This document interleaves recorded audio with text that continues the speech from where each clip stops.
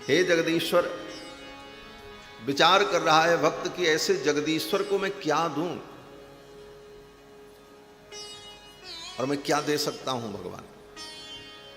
कहते हैं भगवान को कोई क्या देगा। भगवान कहते तुम और कुछ मत दो, जो मेरे पास नहीं है वो मुझे दे दो। बोले क्या नहीं है आपके पास?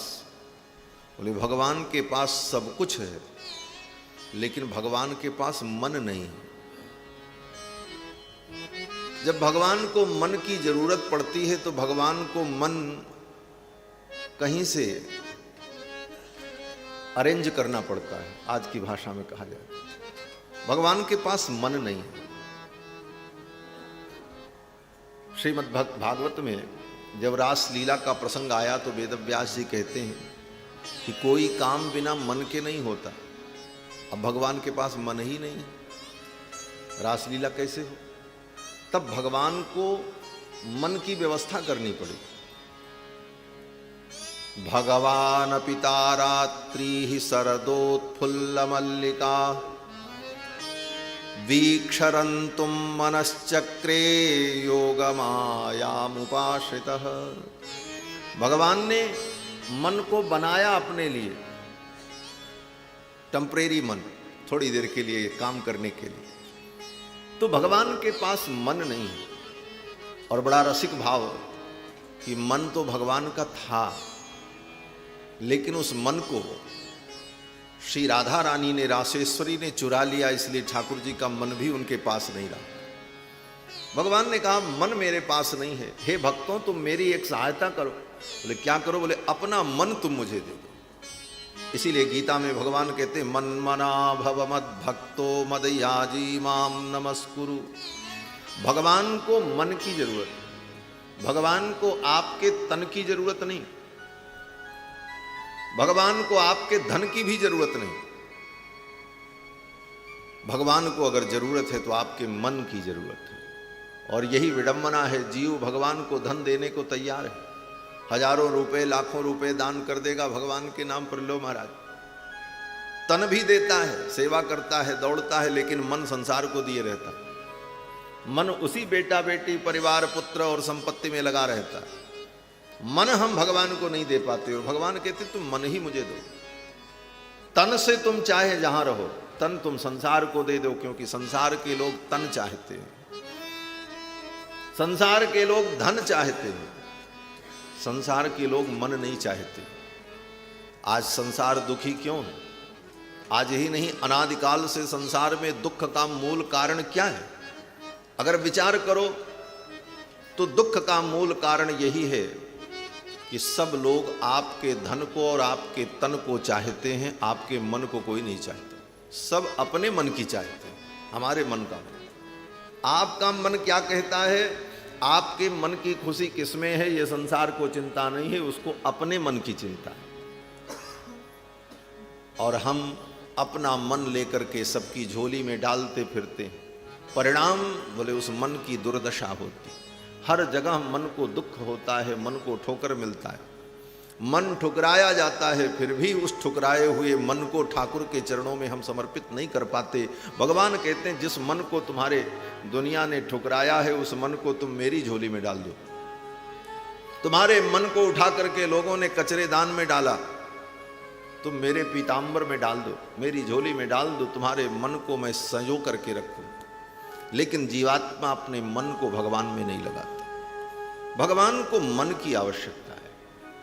हमारा मन भगवान में लगे।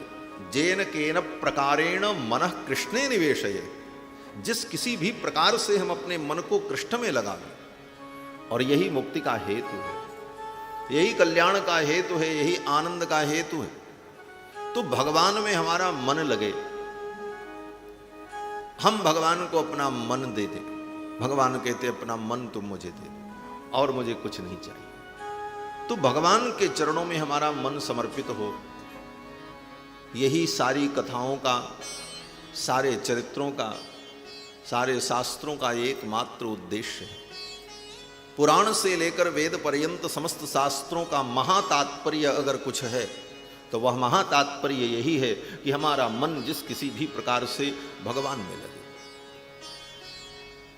भक्तों के पावन चरित्र को हम सभी लोग सुन रहे हैं। भक्त भगवान को अत्यंत प्रिय है। भगवान ने तो यहां तक कहा, मेरे भक्तों की अगर कोई भक्ति कर रहा है तो वह भक्ति भी मेरी ही भक्ति है। ऐसी उदारता किसमें होगी?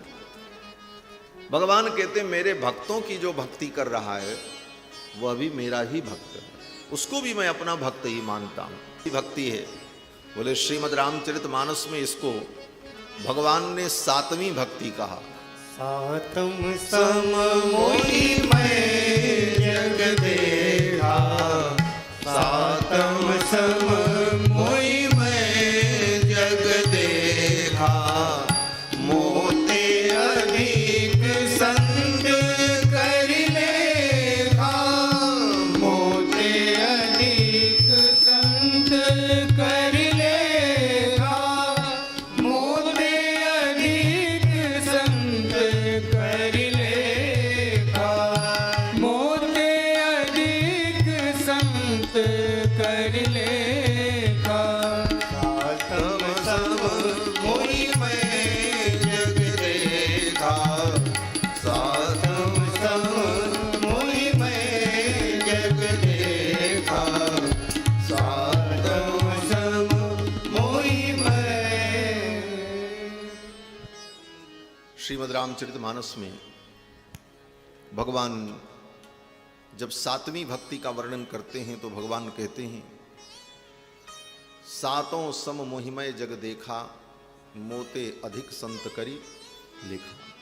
7वीं भक्ति यह है कि सारे संसार को मेरे रूप में देखो, संसार के रूप में मैं ही विद्यमान हूं। और ऐसे भी भगवान का एक नाम विश्व है। भगवान के 1000 नामों में पहला नाम विश्व ही है। विश्वमंत अंतर निरंतर नहीं किमपि कह दास तुलसी। तुलसीदास जी महाराज कहते हैं भगवान में और भगवान के भक्तों में कोई अंतर नहीं, और यह अंतर कभी मानना नहीं चाहिए। भगवान के भक्तों के अंदर ही भगवान का दर्शन कर लेना चाहिए। बड़ी सुंदर दृष्टि दी है गोस्वामी तुलसीदास जी ने एक दोहे में कि अंतरयामी गर्भगत संत सुंदरी माही, तुलसी पूजे संत के दोऊ पूजे जाहि। ये दृष्टि बड़ी सुंदर दृष्टि है गोस्वामी जी की कि जैसे कोई गर्भवती स्त्री हो और आप ये सोचो कि इस गर्भ के अंदर जो बालक है उस बालक को हम सुख दें। इस महिला के गर्भ में जो बालक है उस बालक को मैं सुख दूं, तो बालक को अगर आप सुखी करना चाहते हो तो उपाय क्या है? बोले यही उपाय है कि वह बालक जिस महिला के गर्भ में है उस महिला को सुख दो, उसकी सेवा करो, उसको बढ़िया बढ़िया खिलाओ, उसका मन प्रसन्न हो, तो गर्भ में जो बालक है वो भी सुखी हो जाएगा। तो गोस्वामी जी महाराज कहते हैं कि अंतरयामी गर्भगत, वह अंतरयामी परमात्मा गर्भस्थ शिशु के समान है। अंतरयामी गर्भगत और संत सुंदरी माही। और ये संत भगवान के भक्त कौन है? बोले ये वो सुंदरी स्त्री हैं जिनके गर्भ में भगवान विराजमान है। तुलसी पूजे संत के दोऊ पूजे जाए। और संत की पूजा, संत का सम्मान, संत से प्रेम, तो उनके अंदर विराजमान जो भगवान हैं उनकी भी पूजा, उनका भी प्रेम, सब कुछ सिद्ध हो जाता है। अलग से कुछ करने की आवश्यकता नहीं। अंतरयामी गर्भगत संत सुंदरी माही, तुलसी पूजे संत के दोऊ पूजे जाए। और भगवान की भी सत्ता अगर है इस संसार में तो संतों के कारण है। अगर संत न होते इस दुनिया में कौन जानता कि भगवान कौन है? भगवान किसको कहते हैं कौन जानता? और आज भी जो लोग भगवान को जानते हैं, भगवान के चरणों में भक्ति रखते हैं, वो संतों के कारण। अगर संत न होते तो भगवान की महिमा कौन बताता?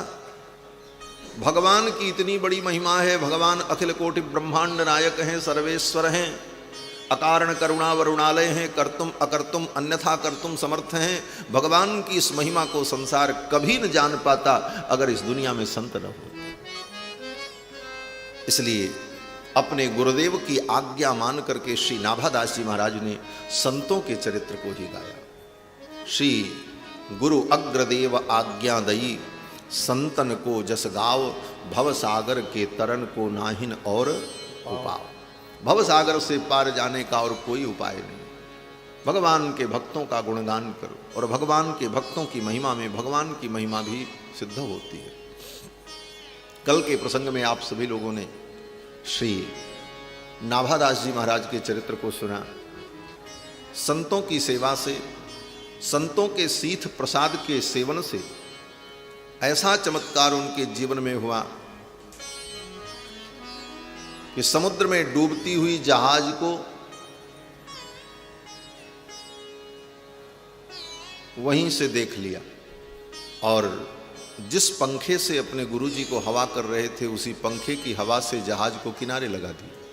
यह चमत्कार, यह संत की सेवा और संतों के शीत प्रसाद से उनके जीवन में ऐसी दिव्यता आई। और श्री नाभादास जी ने संतों का चरित्र वर्णन किया। कलयुग में जो संत हुए, महापुरुष हुए, उनके चरित्र का वर्णन करते हुए सर्वप्रथम भगवान श्री रामानुजाचार्य के चरित्र का वर्णन श्री नाभादास जी ने किया। भगवान श्री रामानुजाचार्य शेषावतार,